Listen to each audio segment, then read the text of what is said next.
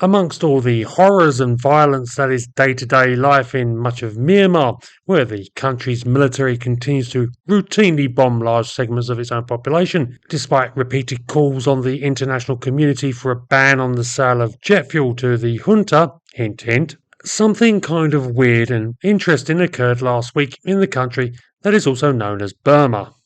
On Friday, the 30th of August, the Taung National Liberation Army, the TNLA, one of the ethnic armed organisations resisting the military junta that seized power in 2021, published a letter that they state was given to them by a Chinese official. Addressed from the Ruli City Security Committee, the letter calls for the TNLA to stop their attacks on junta forces immediately that are endangering the, quote, tranquility of the Chinese border and the safety of life and property of Chinese personnel. The note further threatens the TNLA with punitive measures should they not comply, and that they would bear all the consequences for ignoring the instruction. The note was delivered as major Chinese military exercises are being held in the border regions. The TNLA further alleged that the official who delivered the letter warned them that if they didn't pay heed, then they would be, quote, taught a lesson. So, what is this all about, and why is it of significance? The TNLA are part of the Three Brothers Alliance, along with the ethnically Chinese MNDAA and the Arakan Army. In October, the Allies launched Operation 1027, which has been crushing junta forces and seizing territory in Shan State in the northeast of the country. In July, the major town of Lashio, home to the junta military's northeast command post, fell to the MNDAA, and since then the three brothers have continued to push on, with the TNLA starting to move south towards Mandalay, Myanmar's second biggest city.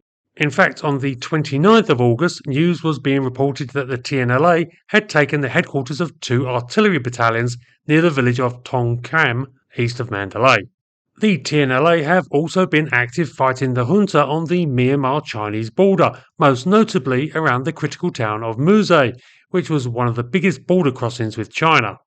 Muse and neighbouring Ruli in China saw 70% of the two countries' trade pass through, and until last October, when fighting really began to ramp up in the area, had been one of the most important points in the entire country. Needless to say, the Chinese have substantial interests in the area, and safe access to Muse is very important to those interests. They have also seen a number of major investment projects fall into anti-junta forces' hands in the last few months. And it seems that all of this could be the reason for the warning note from the Ruli Security Committee. So let's address the first factor about this letter. Is it genuine? Notably, it doesn't have any sort of seal or crest on it, and thus could purely be a fabrication. There are only two factors that indicate that it is potentially legitimate. Firstly, the TNLA say that it is. Secondly, the Chinese government have not come out and said it isn't, despite a spokesperson for the Chinese Foreign Ministry being asked about this at a recent press conference. Now, it must be said that this isn't also necessarily a confirmation, because truth be told, though China is often viewed as a monolithic communist state, in fact Beijing can have real problems monitoring and controlling the affairs of its officials far from the capital, especially in an area that has been so lucrative for all sorts of reasons for decades, as has the Myanmar border. So it could be the reasons for the Chinese government not condemning or confirming the letter and the demand that the TNLA quit fighting are: 1. It is the genuine current Chinese foreign policy, though with deniability, or 2.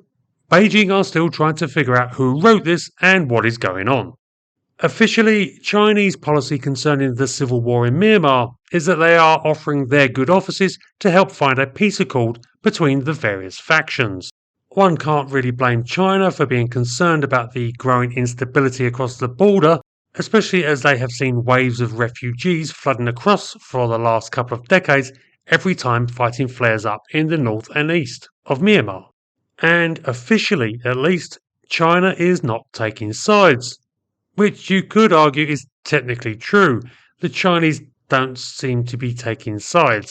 because they are happy to use both sides equally, whichever suits their purposes.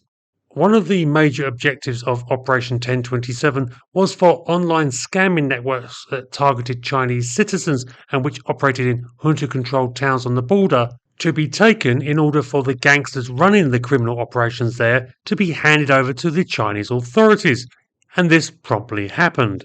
Unfortunately for the PRC, it seems that having allegedly opened Pandora's box and setting the Allies off on their attack, they seem to have lost control of the situation. The continuing offensive and the capturing of so much important junta territory led to the Chinese getting a lot of vitriol from the junta itself and a swelling of anti-Chinese feeling in Myanmar. Considering the huge amounts of Chinese investment in Burma, let alone the numbers of ethnic Chinese living there, this became a major concern.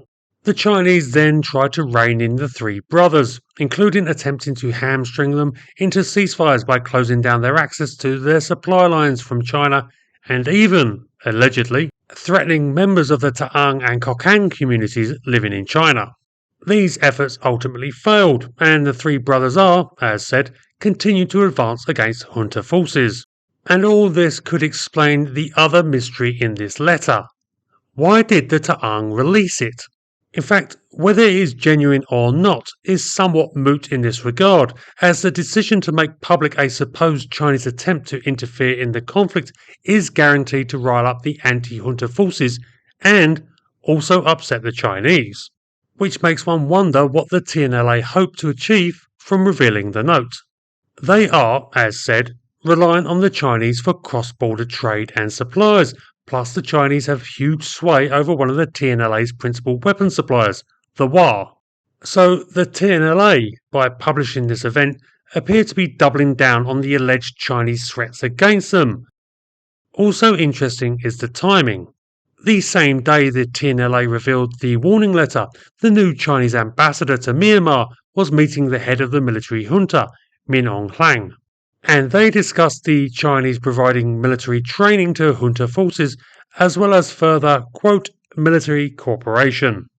Quite what that means, we will just have to wait and see, but perhaps this had a part in the TNLA decision as well. Because what the Chinese want in Myanmar is neither peace nor chaos, but division.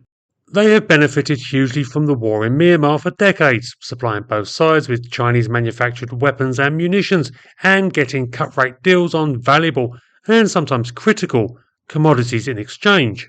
The Chinese don't want the anti-junta forces to win, because that would mean either complete chaos in Myanmar or, finally, a potentially strong and unified government capable of standing up for the best interests of Burma's citizens. Both these options would probably spell the end of the halcyon days for Chinese business interests, who have made fortunes out of the long-running, simmering conflict. What the Chinese would like is a return to the previous status quo, a war that rumbles on with neither side able to finish the other, while the Chinese are able to clean up by doing deals with everyone. But that isn't likely to happen considering the setbacks the junta has experienced, unless an outside party were to influence affairs. Don't get me wrong, I think the chances of an actual Chinese military intervention are minuscule, although never say never. But I do think the Chinese are making a lot of moves in the background to try to maintain things as they are, and some of those parties who are being manipulated are now feeling confident enough to call them on it. As always, when it comes to Myanmar, we shall just have to wait and see what occurs, but it is probably going to be messy. And having concluded with that, I now have to make a post-production addendum because there is a new development which may be related that is occurring right now. In a decree, the United Wa State Army, the UWSA, the most powerful of the EAOs, has ordered that any Wa now living abroad are to return home and report for military duties by the 7th of September. So that's in 4 days' time. If you see my video on the war, then you'll know that they have always kept themselves out of the civil war and have done very well for themselves.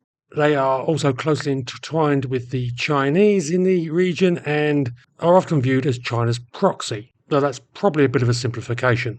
This mobilisation is, according to the statement from the UWSA, for the defence of the Wa homeland, but as the date chosen corresponds with the end of the rainy season in the area, the traditional time for campaigning, it has led to speculation that the Wa are about to go to war. Now we have to wait to see if that is true and on which side they are going to be on.